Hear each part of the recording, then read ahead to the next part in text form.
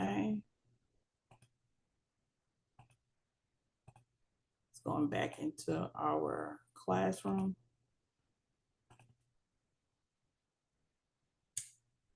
All right.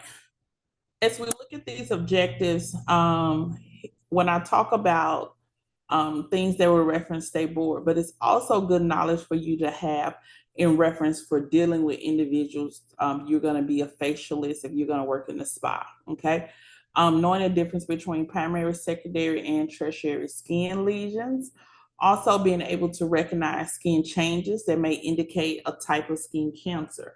So this chapter will challenge you. I'm going to say challenge you. So I want you to buckle down. It's going to challenge you to learn the terms. It's going to challenge you to ask the question why. Okay. This chapter really uncovers the problems. Okay. It uncovers the problems. And then as an esthetician, you are the one to come in and solve the problems. Okay. And so it's going to take more than an educated guess. You training your eye and also you developing all the knowledge that you can develop. Describing the types of acne. So we're going to look at describing, there's 4 grades of acne, 1, 2, 3, and 4. Okay. What acne can you treat that falls into your scope of practice as an esthetician? And then what grades of acne falls into the scope of practice of a dermatologist? Okay. And so that's one reason how you and a dermatologist can work together. You can come together on different treatment plans for certain grades of acne for a potential customer client. Okay. Describing the symptoms of PCOS. We know, we've seen it, we talk about it all the time, but now you need to be able to see it. You need to be able to hear it in their conversation, in their interest, when they're conversating. And one thing should jump to another. This is where your questions pertaining to PCOS will come from. Often I do talk about the birth control. Coming from doing skin analysis and to now, the skin analysis we've had just needs a whole remake. Okay, it just needs a whole remake because I want to dive deeper into polycystic ovarian syndrome. And most of the time, you will see that in women. We don't see it in men. Men don't have ovaries. Okay, but do you think men? You can unmute or go into the chat. Do you think men have hormonal problems also? Or you just think we the ones that do it? We the ones that bear that. I think they have hormonal problems too. Yeah, men have hormonal problems too. I'm gonna go into the chat, and this is kind of what I told. Yes, they can. Yes, they can. Yes, they can. This is what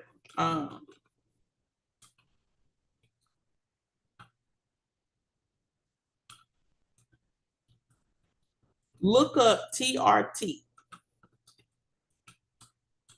in your spare time.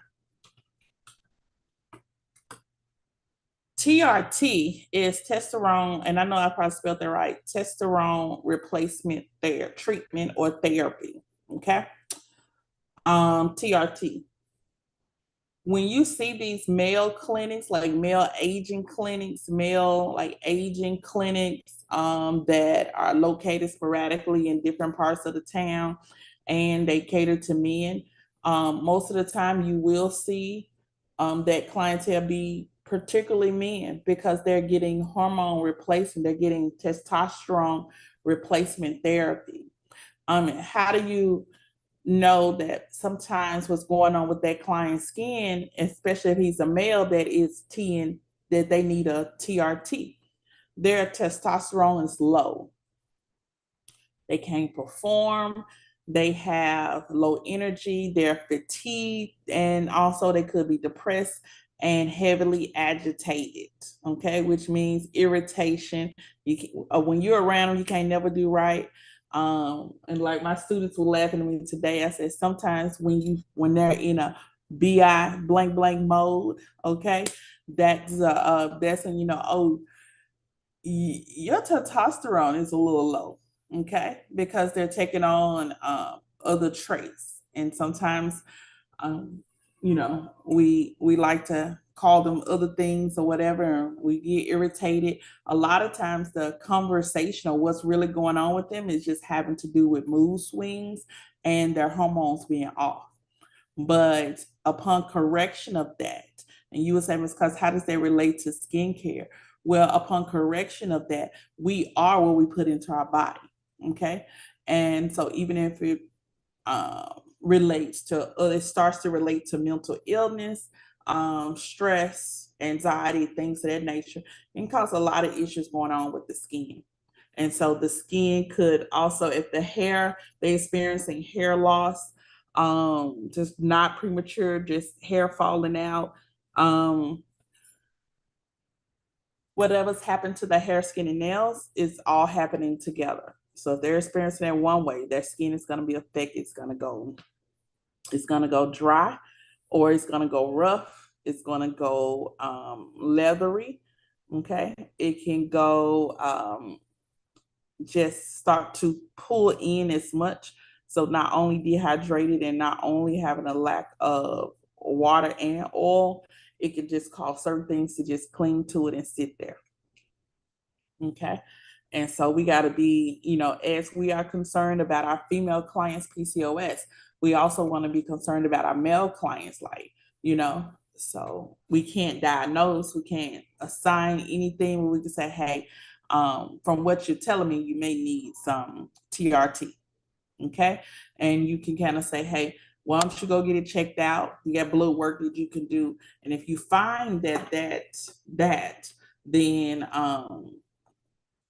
you just made them discover something. Okay. So a couple of weeks of getting back on track, their whole mood changed. The kids love them, their families love them again. Skin starts looking better, hair stop falling out, so on and so on. But definitely men have this thing too, okay, with hormones and stress. And we have to be able to identify if we want to service them, we have to look at what's going on with the men in our lives when it comes to their services, okay? And we're not doctors, but we are the ones that we see everything first, all right? So TRT treatments or TRT therapy, if you ever known a male and you're like, look, you're on edge. And then here's the thing, we talk down here where it says, recognize common skin conditions relate to skin disorders and diseases. So you can have something else going on, but the condition, the thing that we're dealing with is because of another disease. Okay. And so for estheticians, you're going to work heavily in understanding the circulatory system, because the circulatory system, it carries the food, it carries nourishment, and it carries it to all the organs and other parts of the body. All right. So that circulatory system is going to be very important. And then for you using your eyes, for you touching, using your hands, it's going to be very important for you to see everything that you may have going on. Okay. And so not only PCOS, so I want you to also put TRT. Okay. So not just for women, PCOS, but we're going to study TRT. All right. And then you're going to list common vascular conditions or disorders. Anytime you see the word vascular, we're talking about veins, we're talking about vessels. Okay. So disorders that pertain to those that are closer, that estheticians will have to deal with, that you may see. Also, we're going to identify pigment disorders. Pigment disorders are, just look at hyperpigmentation for one, hypopigmentation for another. Okay. But there are some pigment disorders where it talks about discoloration, whether no melanin or within the melanin. Okay. You look at different types of dermatitis where we're talking about different types of dry skin and so on and so on. We're also going to look at hypertrophies, the different types of hypertrophies, keratin-based disorders and conditions. We'll look at also non-contagious skin and nail diseases, okay? And when they're contagious, we cannot service them in the salon or the spas. And also we'll identify 2 mental health conditions that may manifest as skin conditions. And this is where I have to pause for a minute and just get on the soapbox. Y'all, When we look at mental health, it has a very eyeballs are on mental health. Okay, you now can get mental health days, things of that nature. I find that I need my peace. Okay, I need my mental health day, but also we have, you know, multiple pairs of nerves. Okay, multiple pairs of nerves that form at the base of our brain. They come together in our neck. Okay, and then they flow all the way down our body, you know, to our toes, back up again. You know, so those nerves, multiple pairs, it's a lot of nerves. And so when we say, you ever heard someone ever said nervous breakdown, right? In emphasis, yeah, your nerves could have too much weight on them. All right. For us, when we know that our nerves have too much weight on them, that weight is translated into stress, or into, it can be translated into energy, negativity, stress. Okay. So that imaginary, not so much imaginary, no, you can't see it, but you know it's there. That imaginary stress weight sits on the nerves and it becomes heaviness. Okay. You literally can feel it. It drains you, it pulls you down. All right. But that heaviness, that negativity, stress, it can ball up, and it can settle in places. It can just be going throughout your body, and it can settle in places. And sometimes it settles on nerves, and sometimes it settles in your joints. So now your knee is hurting where your knee hadn't been hurting before, or your back and your arm and stuff is hurting where it hadn't been hurting before, because maybe that the stress of that ball of negative energy, or that depression, that anxiety, all of that stuff has come all together, and it has flowed like electricity throughout the body, and it has found a place to settle in. Okay. And as you move, you know, you're just like, what is going on? What is going on? So literally, you're smiling on the outside, and you can fool everybody else, but we're not able to fool ourselves. Remember, our brain, okay, it tells everybody what to do. You ain't gonna be able to, you ain't gonna be able to trick yourself. So you're in bringing in, and you're holding on to that internal stress that's making you sick. And then with your clients, how does it deal with estheticians? Breakouts, hair loss, okay, drying of the skin, all right, severely drying of the skin, okay, skin could be cracking, clients in pain. And so, but guess what? Once the stress is relieved, once the pressure is off the nerve area, guess what? All that stuff come back again. The pretty hair comes back in, the hair start growing again, the skin looks like it's moisturized again. It doesn't go into this crazy dehydration state. All that stuff works. And so that's something we can talk to our clients about, that simply what they got going on is causing their skin to break out. Simply what they got, what they're doing internally, what's going on inside is causing their skin to go through all these crazy things, their hair going through all these crazy motions, okay? And the nails would do the same. So we got to make sure on top that we're educating them about that, we're communicating that about that. And here's the thing with number 12, aesthetics is traditionally aesthetics and wellness. You learning the how to, passing the test, is all that's just the beginning. But also the wellness component says, you know, I care about my clients. And wellness includes a healthy lifestyle, atmospheres, wellness, how they breathe, how they eat, how they take care of their body, overall health of the body. That's wellness. Okay. And so you may want to add on some credentials in wellness as far as become a nutritionist. All right. I don't do yoga, but somebody may become get certified as being in meditations of something of some sort. but you have a commitment to give them beautification of the skin and also healthiness of the body. That falls under aesthetics. And a lot of times I see people just dwell in one area, but you have a whole nother area you haven't tapped into. Okay. And so learning and have being a safe space for your clients as you talk about mental health. And you can educate them on how mental health affects their skin. All right. And people want to look good and they want to feel good. So that's something I want you to study. Okay, you're going to recognize common skin conditions related to skin disorders and diseases. And also you're going to be able to explain the 5 pseudoflorous gland disorders, okay?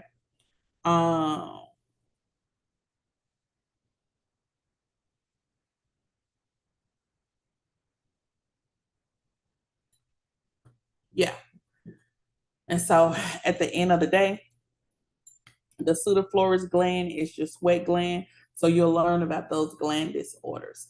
And so that's our learning objectives for this particular chapter. As we begin to dive in, I've already started to do some highlighting of some key points. So when you guys go into the ebook, bam, you got some areas that you can go in and study. All right. Of course, we need to know the knowledge of disease and disorders and how it values you as an esthetician. Okay. There are many study components to this. So what I've done is highlighted them in different colors so you won't be able to put them all together. Okay. When you look at medical aesthetics, okay, a lot of times many individuals want to do medical aesthetics and they stay in one place. Medical aesthetics is more than just injections. It's more than just being able to do, Botox and advanced chemical peels and work at medical offices and things like that. Med aesthetics, a lot of it originally were for advanced services and being able to work at doctor's offices, but for pre and post care for cosmetic surgery. Okay, so it's a lot of that. So a lot of individuals have pulled away and just wanted to, because one area may have been glorified, but there's so many more areas. But med aesthetics is a secondary aesthetics license. They do have it in some states, but they don't have it here in Tennessee. They may call it advanced aesthetics or something of that nature, but it will prepare you to work in doctor's offices. Most importantly, surgeons work with surgeons and things of that nature. All right. When it comes to aesthetics, we're not doctors. We are not individuals that can diagnose. Well, we work hand in hand with those medical professionals. Okay. And so we're going to start, when we look at disease and disorders, we're going to start to see stuff, but we're not able to diagnose it. All right. We're not able to tell somebody that you have such and such, and this is your treatment plan. We can't do that. But you can say from the look at your consultation cards and from the conversation we've had, I see some things related to, acne that is just out of my scope of practice. And I want to refer you to a dermatologist. And once that dermatologist gives you the okay, I can then come back and start servicing you. But I think this is out of my range at this moment. And so it's good to know what you're able to do and what you're not able to do. And being honest with the clients up front will ultimately have them returning because they build a rapport and you're not doing something that could possibly sue you and lose your license for. Okay. It says estheticians can provide client education and help clients with many of their skin concerns. All right. Estheticians can provide client education and help clients with many of their skin concerns. That's our job. We not only do, but we educate. Okay. So everybody's a teacher. When you're in your suite and you have your bed that you work on, you become the teacher. Okay. You become the one that's educating on clients what they should be doing, what they need to stop doing, what's suggested, this is the treatment plan, and what they need to agree to. Okay, it says individuals that have skin problems can be affected emotionally by dealing with such a visible problem. Okay, can you put a 1 in the chat? Let's put a 1 in the chat. If you ever had someone that knew someone that had an insecurity because of how their skin looked. Let's put a 1 in the chat. An insecurity because of how their skin looked. Yeah, definitely. And this is why many people value you, because you're a solutionist. So for that insecurity, you become a solutionist. So it may have been pimples, late stage acne in adult life, or in high school, may have been bullied for how they look, where they had rosacea, eczema, different forms of dermatitis, or pimples. But you're being a solutionist, the skin professional. You are the solutionist, the skin professional. Okay. And if you can come in and solve a lifetime of problems, they love you. Of course, they love you. No matter what the economy is, you're built into the budget because you have a place in their life. You are a problem solver. Okay. And honestly, I don't want to be the most popular, but I want to be the problem solver. I want to be the one they come to get the job done. I always have a job. I always have a trusted commitment with my clients. Even if it does get tough, guess what? They put me in their budget. Okay? Because they recognize how valuable you are. All right. So I also look for people to be my clients who have issues so I can show how valuable I am. Every client is not going to be mine, but I will pick the tough clients for them to be my clients. Because once they see how well we can work through the issues or whatever they got going on with their skin, they'll never go anywhere else. Okay. And so definitely clients could have an emotional pull on their skin. It could be a lot for them, a visible problem. And you find clients who are shy. You'll find them who are really like, I don't know what I would do if I didn't have Shanique. They literally put you in a budget. Birthdays, everything, they put you in a budget. It said clients are in a vulnerable position when they bare their skin to you. You see more of them, of their intimate parts than their families, than their husbands. You know everything's going on with the family before they tell anybody else. Okay. So they're in a vulnerable state. All right. But this, because you know your clients are in a vulnerable state, this is something you have to do too. And I see a lot of this. It's going to show where your education comes in or not. It says use positive words of encouragement and be mindful of how you discuss skin problems tactfully. Keyword tactfully. Okay? Because some people, definitely not my students, but some people have a way of whatever come in your head, you spit out, you don't care how it looks. And a lot of times I tell individuals, you got to get your own self together before you start saying you're in business and taking money and funds and working with the public.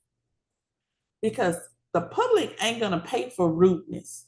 They're not going to put up with you want to do what you want to do when you want to do it and talk to me crazy any kind of way. And so sometimes we have to get ourselves together. We have to learn soft skills.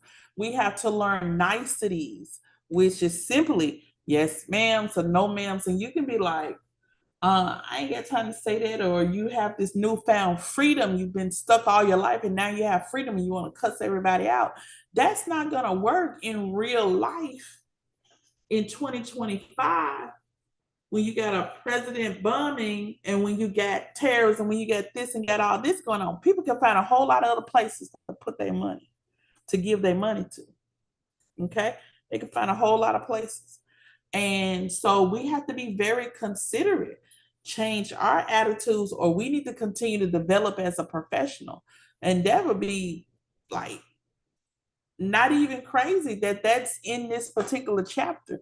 But if you're going to be working with people, and especially they're vulnerable, they're showing you their intimate areas, you can't control your face. It may not be time for you to be working on people. Or if you know the Lord is still working on you, put that mask on. So if you are making faces, no one else sees it. Okay. But you are learning, you're in a learning process. It says discussing their skin problems with tact. I never understand the analogy of marketing and mentoring when people want you to buy something and they're cussing at you. They're cursing you out and they're disrespecting you, and they feel like getting in your face and holding you accountable. You know you shouldn't have done that. You blank, blank, blank, blank, blank. And I see people giving them money and providing their services. There's no way. There's nothing I'm going to do.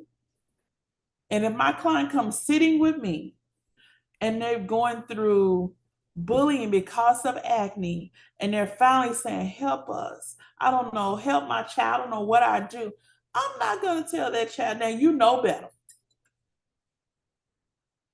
You deserve that because you shouldn't have been da da da da da. We don't even know that. And so sometimes we got to get ourselves together, and the text says tactfully. So we got to learn how to discuss stuff without embarrassing people. Okay. And sometimes when we bring up old stuff should stay in the past. We're talking about present and going on in the future. Okay. And so this is something we have to practice. Not for everybody. It's not for everybody. Okay. Everybody's not rude. Everybody don't have a slip of the tongue. Everybody is not like that. But when you're consulting with your client, it's some niceties that should be put in place. And some people will say, well, that's home trained. Everybody didn't get home trained. Because after a while, parents stop training. Okay? Grandma stopped training. They just tired. All right? Everybody didn't get it. And that's why it never amazes me that when I get new students in from high school, I have to go over niceties. I have to go over soft skills. Okay, we know what the golden rule is. Do unto others as you want them to do unto you. If I walk in a room and say hello, I'm expecting a nod, a hello, a hey, or something from somebody. But I'm not walking in the room and not saying nothing. And then say, well, it's going to cost $500. And then just expect them to give me $500. No. And so that's something that's continuously built. But when you are discussing issues and people have issues and they got problems and they whatever they got going on with their skin is causing them to have a lack of confidence, you're not going to be able to treat them any kind of way. So we want to make them as comfortable as possible. You want to have tact. I mean, you want to think about your words. And I heard a reel, the lady said, I'm finding it. I'm finding it. Take as much, find it quickly. Okay. Find it quickly, because this is where we're building our life on. This is where we're sending our kids to college on. All right. Any commentary, Miss Candice? And that's our running that is talking here, but it's basically like get your life together before we go into this. Mm-hmm. No, I agree with you. Like you said, most people stop with um the teaching and stuff to these people, and so I just agree with what you said. And like you said, just getting your life together. That's like the number one key. It's the number one key, getting it together. And what it does, it allows you to just be able to perform better. Okay. So it says never work on a skin condition you do not recognize, which means a lot of times we have individuals who are building a business and they have these policies, and then they will also book clients. Okay. As you book clients, you take deposits. Okay. Being mindful of what you can really do, and that's what you're putting on your sites. All right. What you can really treat. Give it a little more definition, a little more description of what you really do and what you can, what we're really walking ourselves into. Okay. Because when they are looking for you to be able to, if you said you're a specialist in chemical peels, and they come in and say, hey, yeah, I want to do a RT treatment. You're just like, well, I don't really use machines. Well, they're saying I can't get a microneedling treatment and a chemical peel at the same time. So you have to be careful on what you're marketing and know what you're marketing. Everything that you see, you don't work on it, but if you do not know what's going on with the client's skin, you should not be touching it. Okay, shouldn't be doing anything. People have issues with self-esteem, all kinds of stuff, and so if you don't recognize what's going on with a person's skin, um, please make sure that you get with someone. And this is what I stated today. For your first 5 years of being in the industry, you should have your book. You should have access. You should be referencing material. And you would say, well, I'm licensed. I don't need that book. Yes, you do. Okay. For your first 5 years of you treating clients, you're going to see something all the time that you've never done before.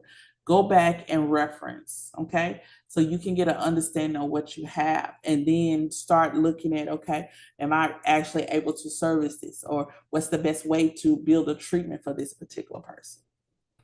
So I would say that for your first 5 years is to still educate yourselves and be in your book, your online resources, continue to study, because within those 5 years, you're going to get a little bit of everything.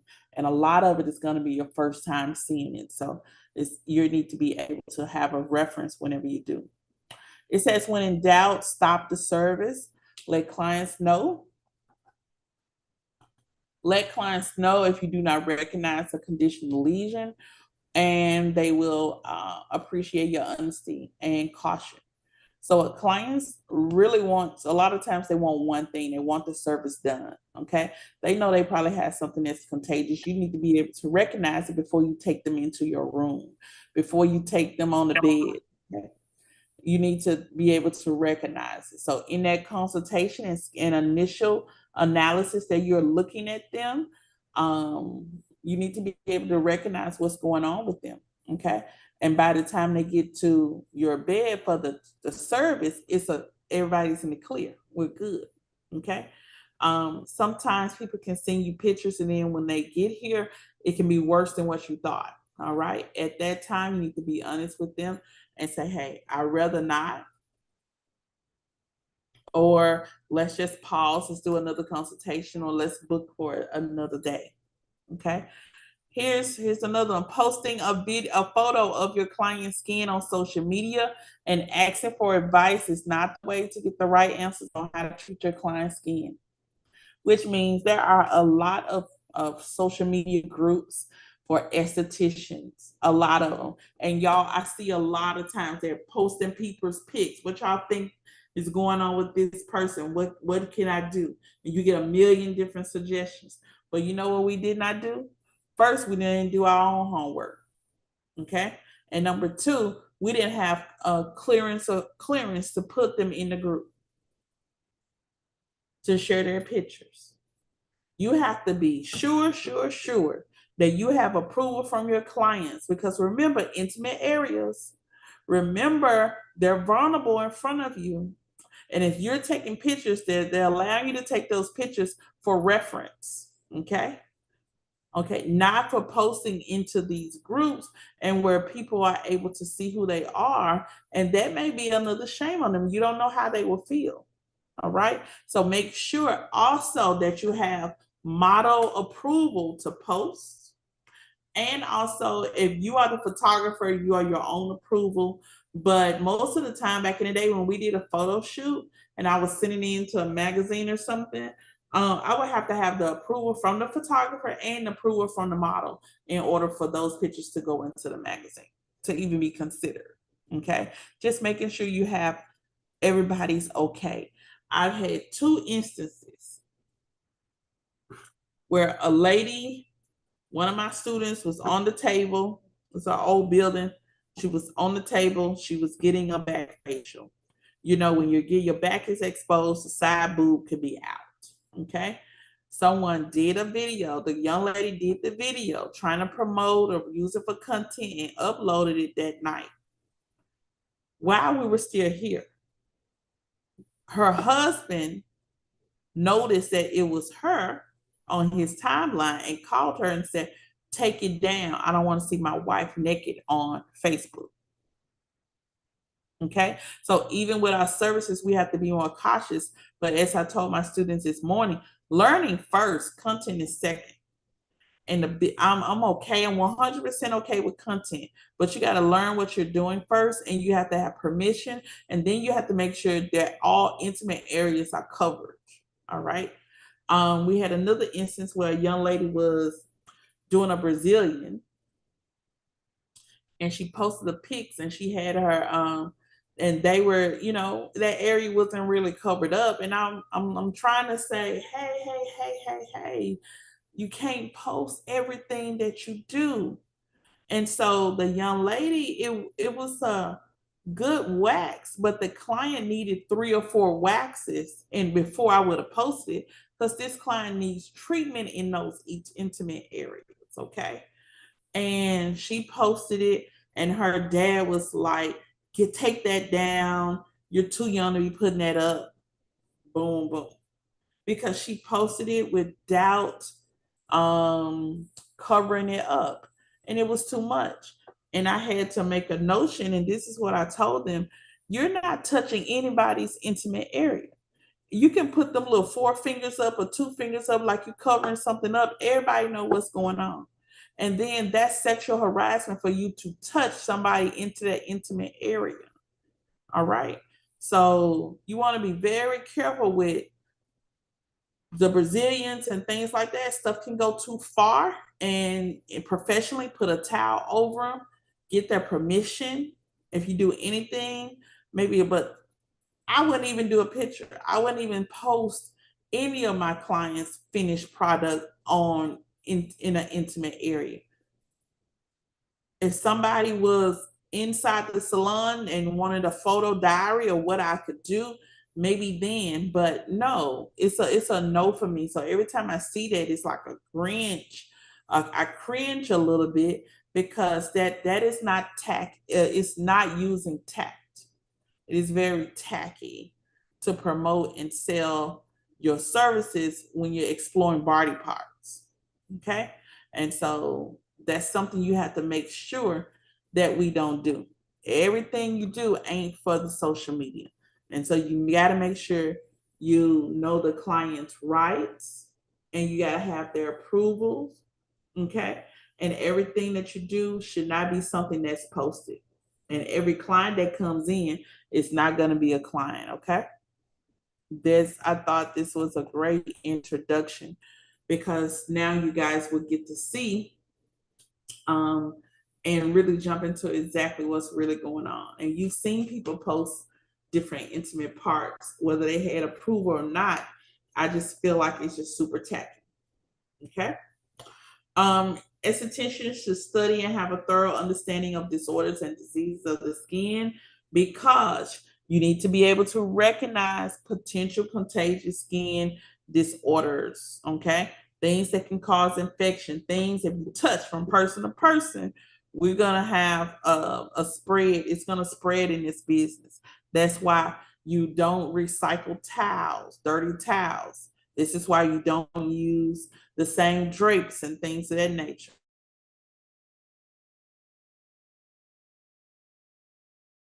Okay, from one person to another. This is why everything. Okay.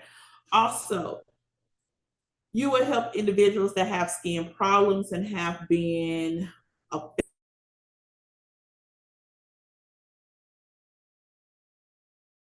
emotionally by dealing with such a visual insecurities because of their skin or whatever's going on with their skin. Okay.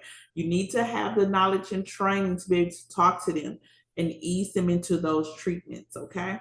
And just being a professional. If somebody is just not ready for the treatments, okay, we can't force anything, but we need to make sure we have the education and the know-how so we can talk to them about it. It may not be as bad as they think it is. Also, learning when to stop a service and refer a client to a medical professional may save their life. Okay, because remember, you're here to recognize different types of cancer that you may see. You're here to recognize different types of pseudofluorescence glands. You're going to also recognize different types of dermatitis. Okay, you're going to be able to acknowledge two mental health disorders that may trigger the skin. Okay, in a very negative way. And so, yes, you got to be able to see that. And we want all this to happen before you start on the service. Okay. We want all this to happen before you start on the service, because once you start on the service, mentally they're saying, oh, I'm in the clear, I can get my services. But for you, you're saying, hey, we got to stop. Definitely stop. Okay. Definitely stop. All money ain't good money. Every client is not your client, but definitely stop, because your license could be in jeopardy. Okay. And your whole area has to be sanitized. Everything depends on what they have and what they have going on. And as we talk about conditions, disease, and disorders, it gets worse and worse. Okay. And so that's something everybody is going to have to take in mind. As we begin to close out, I'm going to give the assignment tonight for the active estheticians, that if you're in the class, I need you to start reading chapter 4, and we're going to start at the terms. Okay, we're gonna have reviews about our terms throughout the chapter the rest of the week. All right, so start doing chapter 4. Miss Candace, I'm gonna prepare. For those individuals preparing for the Tennessee State Board exam, and for those individuals preparing for Mississippi.